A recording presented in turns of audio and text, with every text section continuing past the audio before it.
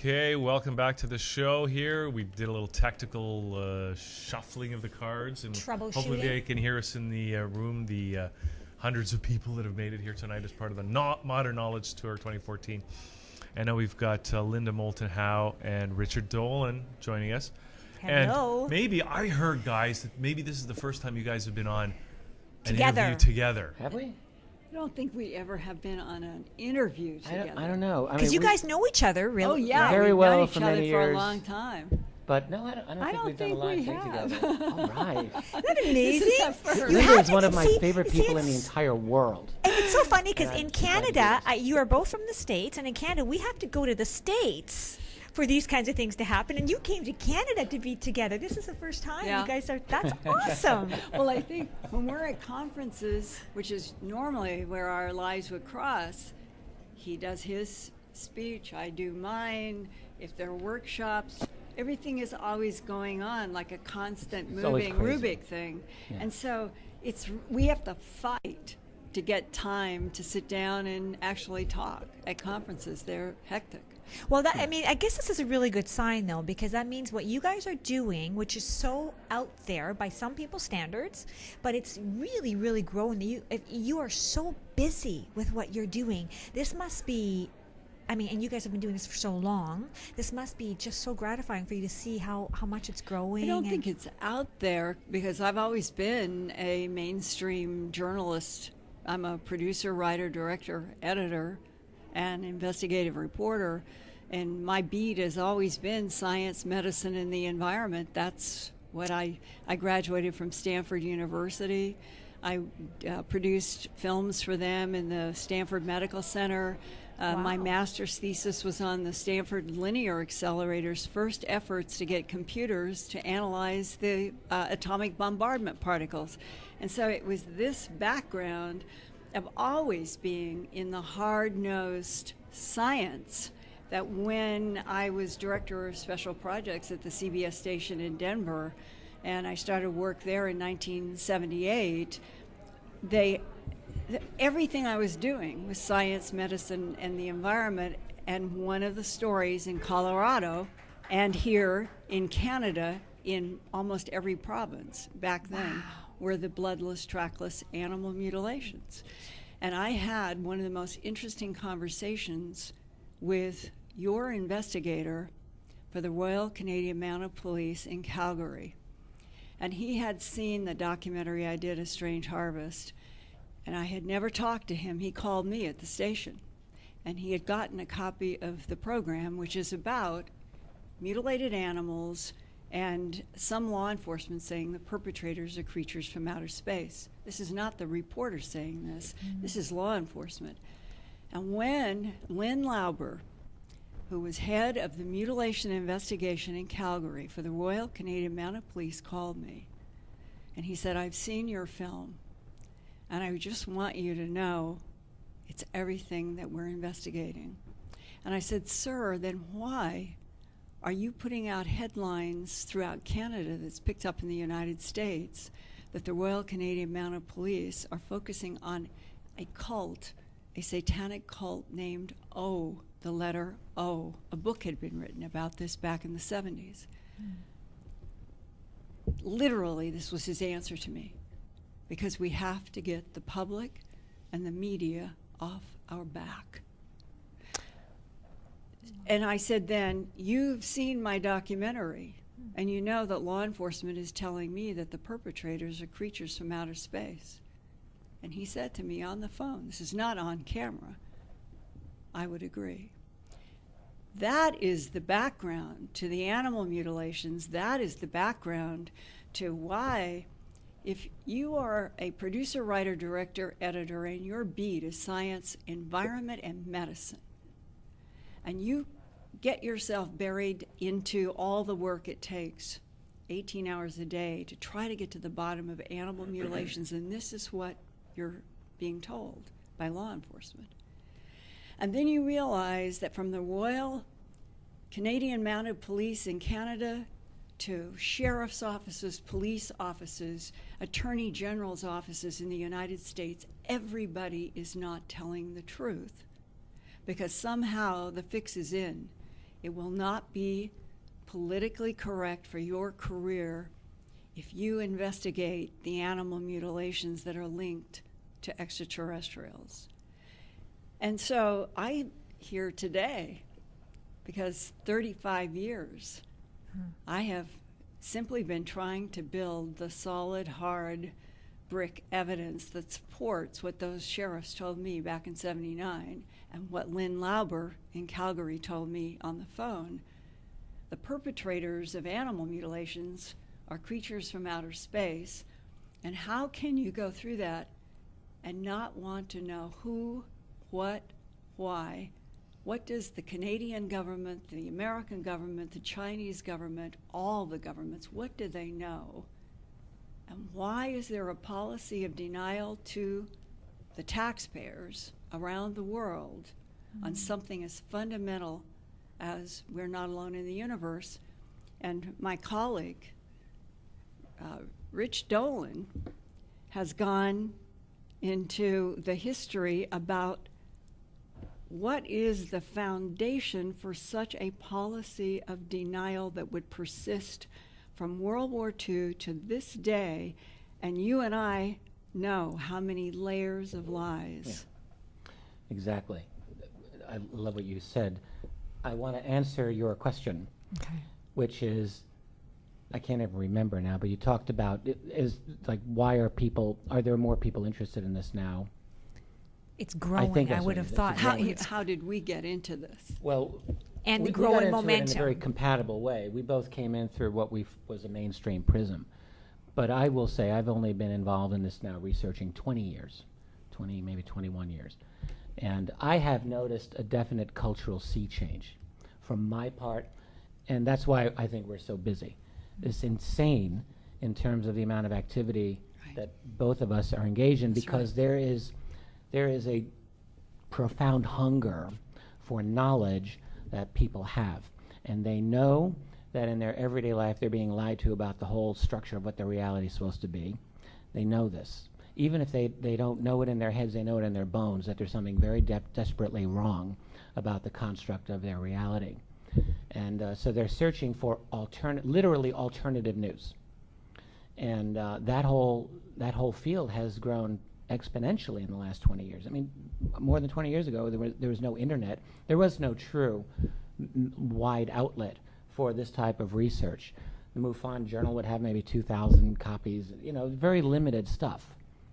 But now it's the potentials for millions and millions of people to be involved and to get this information. And guess what? They're into it. And that includes conferences, that includes events like this modern knowledge tour that we're doing, going across Canada in an RV, meeting people across this country and discovering that there is a tremendous desire, I hear them clapping in there, for this kind of information. So there's as Linda was saying, there's this huge disconnect between this massive reality that's obviously here, that's obviously important, that is being, and the fact that it's being denied by all of the official powers that be. And but people know there's a problem with it. One of the things that goes right to the heart of what's happening now is more and more whistleblowers. Yeah. I don't think in the last, if I got into this 35 years ago, it's just been and about since around 2007. There has been an uptick, and it seems to keep growing, and I have more. We're talking about substantive people who have worked on the back engineering of extraterrestrial technology and are prepared to say that. And the Corso, Lieutenant Philip J. Corso, a man who NBC embarrassed, and they had no right to. His background was incredible. He worked with General Arthur Trudeau in the Pentagon. Yeah. The story of Lieutenant Philip J. Corso was the truth about the United States government in collaboration, I'm sure, with the World War II, we'll call them allies of Canada, England, New Zealand, and Australia. But in the United States, it was Philip J. Corso's own firsthand testimony that he was being handed in the Pentagon extraterrestrial technology defined as such and taking it to, let's say, one person, let's pick Corning Glass. Could have been any corporation that they needed to analyze. He has a one-on-one connection through the Pentagon. It is handed over. No one in Corning Glass knows that it's extraterrestrial. And Philip J. Corso in detail defines and describes he was the guy taking this material to these different corporations under the highest levels of government. General Trudeau was appointed by General Eisenhower, who became president, and they knew each other from the war. And President Eisenhower says to Trudeau, I want you to be our first research, science and research director in the Pentagon, because as I understand it, Rich, he was the only Army general ever to this day who had a PhD. Arthur Trudeau? General Arthur Trudeau was a PhD in engineering. And Eisenhower bonded with him when they were in World War II, trusted him, and that's why he handpicked. Trudeau knew Corso from the Italian campaign, and men in war, or men and women, they go to the people they trust. Of course. Of course. That book, that man, deserves to be on everybody's reading list around the world, and yet, when this man, he was dead only 8 months after the book came out, when he was interviewed in an NBC program, we'll call them the so-called host investigator. They used a part in where Lieutenant Colonel Corso said that they knew they were dealing with time. And I think he said something about timelines, which implied time travel. Right. And when NBC ran that program, This is during the 50th anniversary of Roswell. It was I believe the program came later after that, but it was in that same milieu with the book. For those of us in television, you know that you can produce anything, edit anything to make a person look great or not. And when I saw it, I saw the first broadcast. And it was enraging because it was a hatchet piece to a man who had served in our military in an extremely important capacity by people who in families knew that Corso and Trudeau knew each other very well. And why?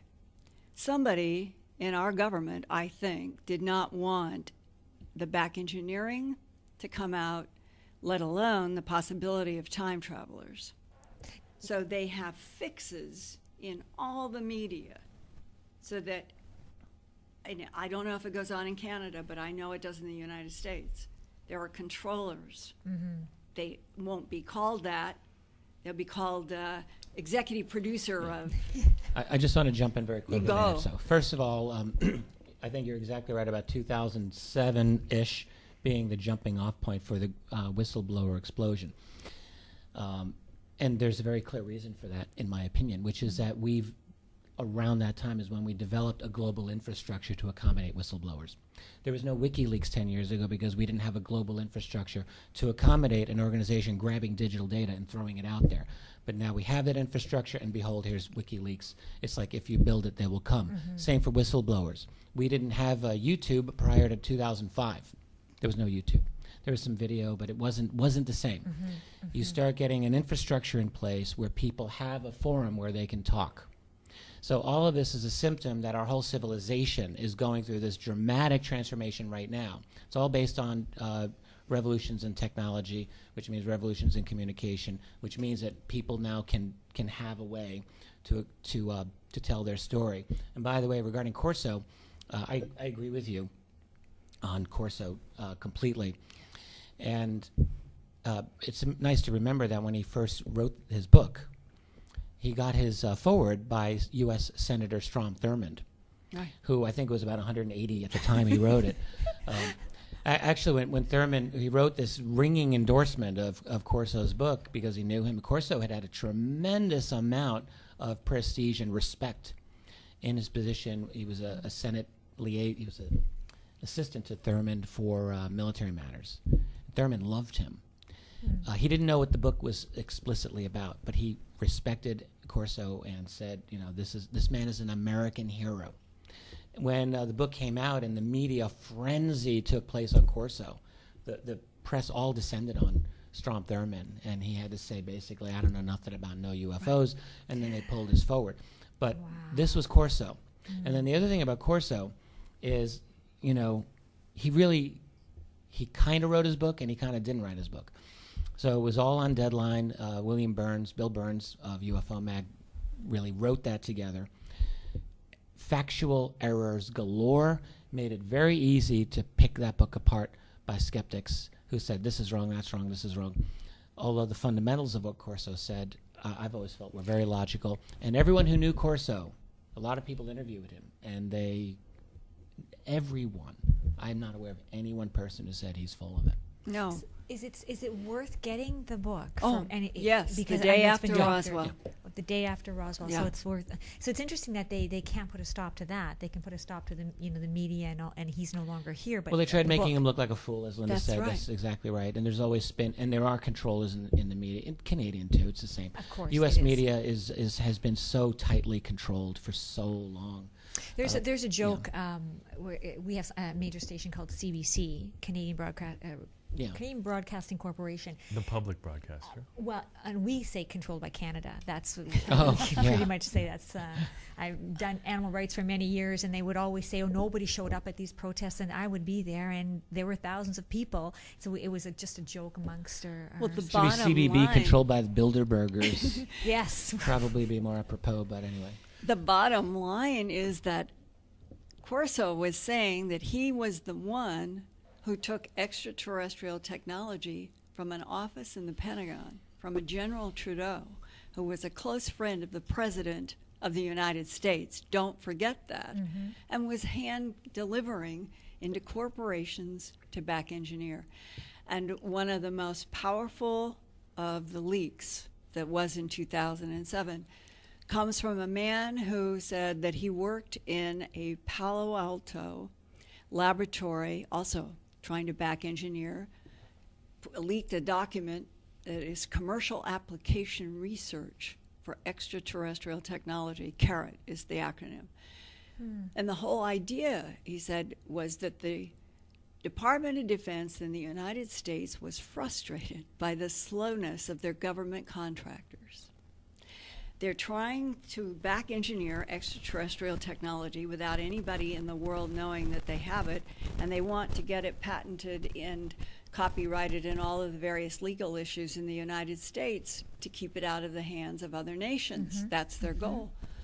And because the process was so slow, this whistleblower was a scientist, said about 200 scientists of varying types were brought together and told that this was a program the Department of Defense would be in charge, but they wanted them to be in Palo Alto in the 1980s in a mix where what we now call today the computer world that became Apple and everything. They wanted to see if a bunch of scientists with extraterrestrial technology could literally back engineer and accelerate this process. And he said the thing about it, I got to communicate with him privately, this man. He said, when you come to work and they have been telling you that they want you to feel like you're completely the scientist that you are, but they have submachine guns in the room. Right there is the metaphor of the last 60 years of our government certainly trying to go like this on anything related to extraterrestrial, needing scientists, the best scientists that there are. And how do you put those two together when they are antithetical? And there are so many stories of people being given offers of tremendous amounts of money to go underground. And that what has been taking place underground probably in Canada as well as the United States, Europe, Australia, New Zealand, that if we could lift up the surface of this planet, what would be revealed would probably shock all of us. Absolutely. I have a question. Okay, so there's a whole other theory about UFOs, right? So what you guys are saying is that they're extraterrestrials that come from off-planet. There's a whole other theory that flying saucers were developed in Germany during the Second World War, and that the stories of them being from extraterrestrial origins really only came out after the Second World War, but without any actual proof that these craft come from off-planet. I can give you one opening context, something I want to say on that. because where you need to frame this is actually before World War II. There was a book. I've seen it. I've read it. And I'm trying to remember whether it was called The New Science or The New World Coming. But it was in the teens. It was written around 1917. And it was about a ongoing effort by certain groups in Germany who were talking about how that there were forces among them in which there was going to be a change in the world, and that tall, blonde, blue-eyed, white-skinned super beings would become the dominant population of the planet. This is what the book is about. And that when Hitler began rising to power, I have talked with a man who read the document I'm going to describe to you.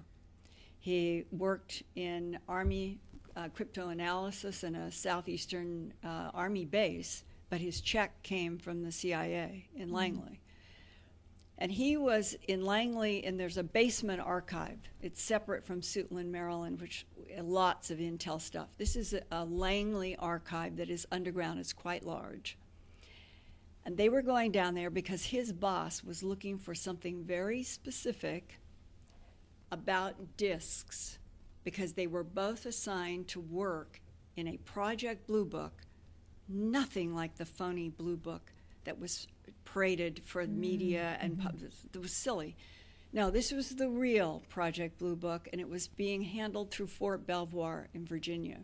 And it was going to the CIA. The CIA had units that were working, going all around the world where there were reports of discs and beings. This is where this guy worked. And he said they were looking for specific information on a specific shape, the shape of craft, are indicators to the government of certain types. They're down there, they get a folder, and inside is a document that was written in 1927. And it was from an intel group in England to, and Rich and I, you've tried to tell me it was, I don't even know if it was the OSS in 1927. No. It's whatever the precursor was that we were using of any kind. And it was, the date is, I know, is inflexible. I know it was 1927. Army Signal Intelligence, that might have been it. There was communication between Army Intelligence England and the United States, and England is asking the United States in the document, so it's an England document to the U.S. in the CIA. Do you know anything about the silver discs that are rising in the skies above Pienemundi? And that was what year? 1927. The war way later. And as I understand it, from this man who worked for the CIA, Army cover, extraterrestrials, for reasons that I'm not sure, were literally physically working in Germany underground. And those were extraterrestrial craft. And some deal was supposed to be struck that then we hear about when the Nazis and Hitler pick it up later, and there are the Vril and the one that's so hard. The Hannibal. The Hannibal. Yeah. Were those made by German humans, or were those made by extraterrestrials and passed off to the world as German? Well, they did have mediums that were supposedly in contact with people from Aldeberan or something like that. The idea about UFOs not being extraterrestrial and being the result of German technology, Nazi technology, I'm with Linda on this. All you really need to do is go back through some of the historical sightings that we have that are very good sightings. And there's just no way to explain these as German/Nazi tech. Is this before the Second World War then? Oh, yeah, absolutely. Okay. Yes. Absolutely, well before. I mean, if there are discs out of Peenemünde in 1927, that's not German manufactured, not even a chance. German military was totally demilitarized in 1927. They were trying ever so hard to sneakily do some training with Russia, Soviet Union actually, and even that was just, that didn't really get going until after Hitler got into power. I did archive work in the Canadian archives a number of years ago, looking at reports that Canadian citizens would send into the RCMP, Royal Canadian Mounted Police, right. So back in the 60s and 70s and 80s, if you, Canadian citizen, had a UFO sighting, you would send it into the police, they would send it off to Ottawa, where scientists in white coats with bald heads would promptly run away from them and just file them and never look at them again. But the reports are there, you can read them. So I encountered one report from an elderly man writing in 1981 about when he was 25 years old in 1936. So this is a time when the Nazis were in power, but hear this. He was employed as a young man doing aerial mapping operations for the Canadian government in the way, way, way north.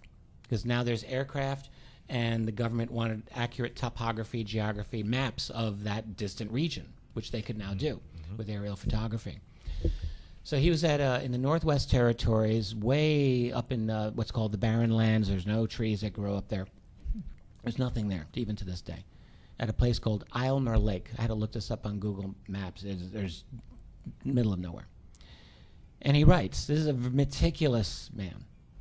He was doing a before-flight check on his craft, one of those cool aircraft that can land on the water. And he said, and I happened, for whatever reason, to glance skyward. And this is either spring or summer 1936. And there was the vehicle in question, he said, completely stationary. How long it had been there, for whatever reason, he did not know. It was, he didn't know how large it was because there was no clouds whatsoever, but it was right there, and he thought it was large. Slightly oblong in shape, no markings on it whatsoever, no sound. In an instant, it turned from a north-south configuration to east-west, and then he said it accelerated instantly. Instant acceleration. He said from the moment of takeoff until it was at the horizon was a matter of moments. And he attached his military service record to prove his identity, his veracity. That was not available to me. It was not in the archives. But very, very interesting, compelling story. If that's not good enough. And just one really important point. We humans, biologically and technologically, we cannot go from static inertia to the horizon. Well, unless you have a completely radical system of propulsion, and good seat belts. Good seat belts. But we're in 1936. I think sometimes chance, people lose the concept that something that point. goes, that is not But any physical Exactly. creature made out of atoms would have the same issue, right? Well, okay. Unless now, you have an artificial gravitational Yes. field that you've constructed around you, and then it's not an issue. in terms That's of what different. we're learning today, is that the ET technology is literally interacting with the fundamental laws of vacuum and physics. And it's a complicated concept. But if you can change just one or two pieces of formula, you can match every single thing that is reported about UFOs, including them being larger on the inside than they look on the outside, being able to go from to infinity, and it all turns on a tiny change, the tiniest change in a physical reality that is our physics, and we can't do this. We cannot do this tampering. But if we could, everything that we see falls out of this. And the craft on the inside is like a completely different dimension than the Earth dimension that it's in. It's very complex physics, but we're talking about physics that's becoming understandable. Okay, so the aliens, whoever they are, there's different people talk about different. There's good aliens, bad aliens, grays, whatever. Some say they're bad. Some say they're disarming our nuclear missiles. Well, they're interested in our nuclear technology for sure. I don't think they want us to have a nuclear war. No, that kills the life they need. From 1945 to the end of the century, there were over 2,000 nuclear explosions on planet Earth. Over 2,000. There's a chilling YouTube video you can look for this. Just has in kind of real time, condensed down to 10 minutes, every nuclear explosion on planet Earth with a map of where it took. It's amazing. And when we talk about the environmental damage that we're dealing with, whether it's climate change or what have you, I don't hear anyone talking about how we've blown our stratosphere into smithereens with over 2,000 nuclear detonations. What we do know, in fact, this is in my new book, UFOs for the 21st Century Mind. I interviewed a retired U.S. Navy man who, in the early 1960s, took place in something called Operation Dominic. So from April to October of 1962, right after the end of the Cuban Missile Crisis, the U.S. government, in its infinite wisdom, decided it was a good idea to have 36 nuclear explosions in the upper stratosphere off the coast of Hawaii. Great idea. So huge amount of damage, obviously, to the environment. I spoke to two gentlemen who were involved in the Navy at that time. Both of them said explicitly, there were bogeys every single time that they looked that when there was going to be detonation. Wow. One of them was explicitly involved in Dominic, and he said this happened all the time, and every time just before detonation took place, the bogeys would disappear. And we knew this always, except on one occasion, actually, when one seemed to come down. And it was a failed retrieval operation in late October '62. It's a fascinating story, and I've written about it. But the point is, they're interested in our nuclear technology. They've always been interested in our nukes. You go right back to the beginning, 1940s. All of the Freedom of Information Act documents that the U.S. has, which is only the tiniest sliver of the actual reality of the situation. It's almost as if you have like this white wall, and you throw black paint over it, and there's a couple of little white spots, and that's what we have to look at. That's right. So those are our documents. In those documents, it's evident that our America's nuclear installations from the 40s onward, Los Alamos, Oak Ridge, Hanford in the state of Washington, and others, and then the missile sites, all of them were visited continuously by objects that didn't look normal, that is disc shape or round, didn't act normal, like they could loiter indefinitely and then just hover and then take off, shoot straight up, and that this got very serious attention, obviously, from the American authorities. The head of White Sands Missile Range at the time of Project Paperclip referred to all those discs that were showing up when they would try their rocket tests as, this is a quote, peculiar phenomenon, and it made local newspapers. This is the head of White Sands operation that is taking German missiles, and they're having all of these white discs, and that's what he called them, peculiar. So your question, though, was, are they good, are they bad, are they indifferent? They're interested in our nukes. I'm sure they must be concerned about the fact that human beings have control over these nukes, because this is very dangerous, and it's probably not good for them. Is there any? Probably. There's got to be some level of government working with some of these extraterrestrials. Do you guys? I'm sure in some of your research you must know not just about the craft and the mutilation, but how about the individuals conducting these experiments and running these craft? And there must be some sort of communication with them when we're learning this back engineering. And my workshop tomorrow at the Modern Knowledge Tour, that's exactly what I'm going to be dealing about for 2 hours. So actually talking about the actual types of extraterrestrial and government relationship. I think there definitely was an agreement. I think the United States, in or close to the end of World War II, made an agreement. Is it fair to say, guys, and either one ask the question, are there extraterrestrials walking amongst us? If we walk down the street, is that a far-fetched thing? I think we would both say yes. Yes, and I would say hybrids. yes. Yeah.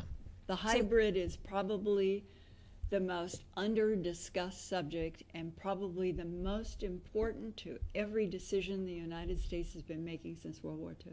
And so they look human. When you say hybrid, that we would not know. I could go to a store, to a 7-Eleven, buy something, and the cashier could be one. Depends on which genetic generation. Some of them, yes, though, you would not, I don't think you'd be able to tell.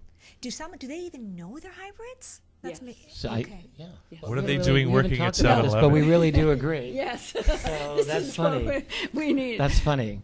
We've collected done our own research, and so yeah. It is really, really a fundamental issue, and you can step back from this and say, okay, if there are extraterrestrial biological entities, and they have, some people have told me, one man who had retired from the Defense Intelligence Agency told me that they knew in his division that 3 competing geopolitical territorial conflicts among extraterrestrials had been affecting this planet for at least 270 million years.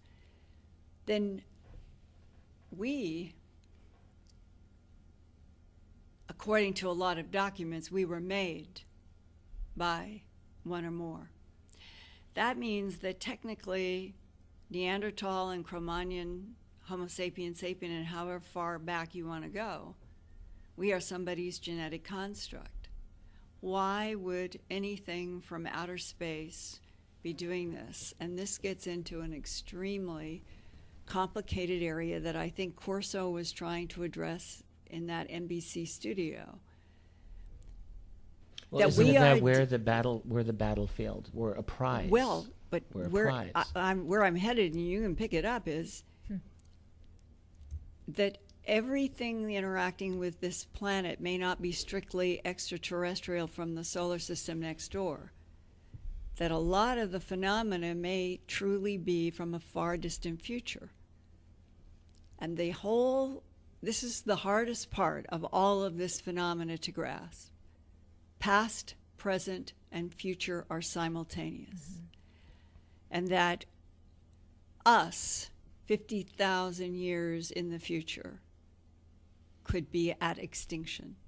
So we're doing this to ourselves, Linda? Is that what you're kind of sort of... This is what R.A.F. Bentwaters is all about. But hang in here for just one more idea, and I'll throw it to Rich. If we at this table, knowing our current human form, right here as we're talking to each other, no matter who made us, and we could see through a time dilation machine that all of the 7 billion and whatever happens next, that there is a bloodline, there is an arc, and that it can go for 50,000 years, and in the process, the technology becomes so advanced it can bend space-time. As soon as in quantum physics, it's Einstein, when you bend space and you put a point of space together with another point, which then now you're affecting gravity, always time is also manipulated. And that what has been emerging out of cases like R.A.F. Bentwaters and others is that what gets to the skies and to the surface of Earth may actually be time travelers who would be like doctors, would be like paramedics. They have a serious problem where physics is advanced, but the bodies have deteriorated to such a point because why? Because they cloned. They cloned and used hybrids and sex seized. And it's the same problem that we are looking at now in the issue of biodiversity on the Earth and genetically modified crops. I was going to say, it sounds like human Monsanto. Every scientist will tell you. It would take a lot less than 50,000 years, though, Linda, for that whole mess to happen. But we are taking all of our biodiversity down to a few strains. If you do that same thing over 50,000 years in humanoid containers, and you leave sexual genes to cloning and to hybridization, the the story so far is that they are dying. They've reached extinction. DNA will no longer replicate. So what do? They're advanced enough to come back in time because they can fold space. And you come back to the last century where genetic material on Earth was healthy enough to harvest. And it's Peniston and Bentwaters who used the word that came into his mind, allegedly from a download from this craft in the forest. They are using us as Band-Aids, meaning genetically they are harvesting, relating to something 50,000 years in the future to survive. And that's why when you ask that question, is it good or bad? I wrestle with this all the time. But in my first book, An Alien Harvest, it came out in 1989. I remember feeling that even though I was in the repulsive subject of animal mutilations, that there was something that I intuitively felt, that it was a survival issue. And the survival can be a two-way or three-way street. And so where we sit today in 2014, where humans are about, it feels like every day, getting closer and closer to war of humans, that something related to us, something intimately related to the evolution of this planet, is involved with trying to survive. And the irony in all of this is, it's our survival as well. That they're braided. That's what is repeated over and over and over again in the human abduction syndrome. That whatever is happening, no matter who made us, we are intimately involved in a timeline with something coming from the future that needs genetic material from this planet for it to survive. And if it survives, we survive. That's how complex all of this is. Well, speaking of timelines, it looks like we're just about out of time here. So if people want to... let's jump on another timeline and extend it. So we're just going to wrap it up here so we can get on with Michael Tellinger. But Linda, that's really something to think about. And people can come and see you're doing a presentation tomorrow. Lecture. I think each one of us lecture. We're doing a lecture and a we're presentation. gonna yeah, of course. but we are well. lecture and workshop. Is this together? You guys are doing it? No, we're each doing our own. Okay. Yeah. So and you've got books and you've got a website, Linda. Yes, my books are too big to lug around and ship around. And I made them big so that the documents and the photographs could be really, really clear. But don't be overwhelmed by that. No, I think you would find them very valuable. But so I only have one place, and the prices never change. It isn't like eBay or others. And it's earthfiles.com. My news website, earthfiles.com, has been there since 1999 and evolving and huge now. And so there is a shop there where all my work always is. And earthfiles@earthfiles.com is my email. Okay. And I'd look forward to hearing from anybody about anything. Okay, that's awesome. And Richard, you want to just tell us briefly about your subject matter tomorrow? Be happy to. Yes, I've been honing and working this lecture since I've been on this tour. It's a 90-minute extravaganza into a rethinking of the entire UFO subject, which is really the theme of my latest book, UFOs for the 21st Century Mind. That is dealing with the UFO phenomenon in terms of its intrinsic mystery, why I believe it stands really at the very edge of our ability to understand our worldview as it is, and then beyond that. The politics, the deep politics, not the grade school level version of politics that we get in our media, but what's actually going on in terms of the concealment of information, why that is so, why the science of that affects the UFO phenomenon is so very important. I've got a lot to say on that. And then looking into the future as to how I really think all of this is going to come to an end in another decade or so. When you say it's going to come to an end, what does that mean? This is we're not in a holding pattern. So we're in a situation where our society is almost leapfrogging over itself. and reinventing itself every decade. And I believe something is going to transform this situation so that something will come out. I don't know. Positive or what will that do for real it's estate be values? It'll be a big. Listen, this whole everything that we have here is ephemeral, and something major is going to change it. So it sounds to me like we're speaking of like a shift in consciousness. Are we talking something like that? We're going to have a shift in infrastructure. We're going to have a lot of crazy people pulling their hair out of their heads, running around in circles.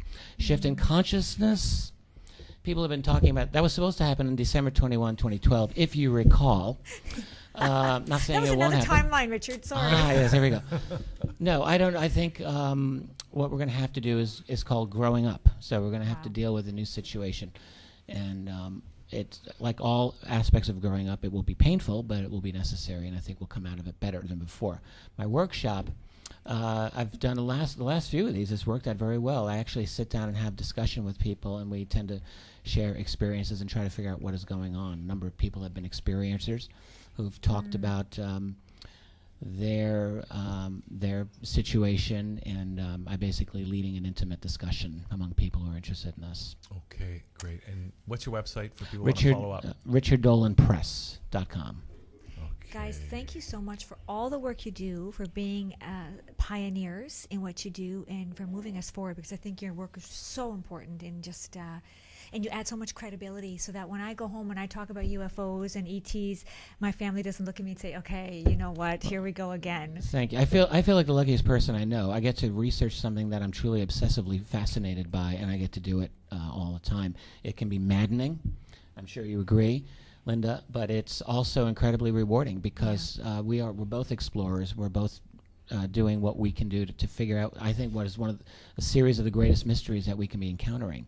And it's in the process of going through this, by the way, in which you reinvent your worldview countless times, because that's what happens, that that's true growth right there. Absolutely, and whether we'll get to the goal line and figure it all out, I don't know, but it's the journey that matters. And it feels like it is trying to find out what we really are. Yes.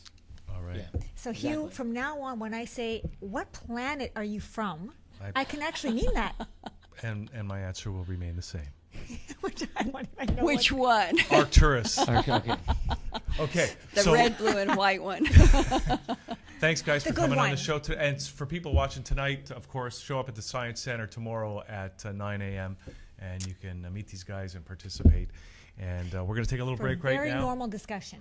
Exactly. And we're going to come back in a couple of minutes with Michael Tellinger, and we're looking forward to that. We'll be right back. Thank you, guys.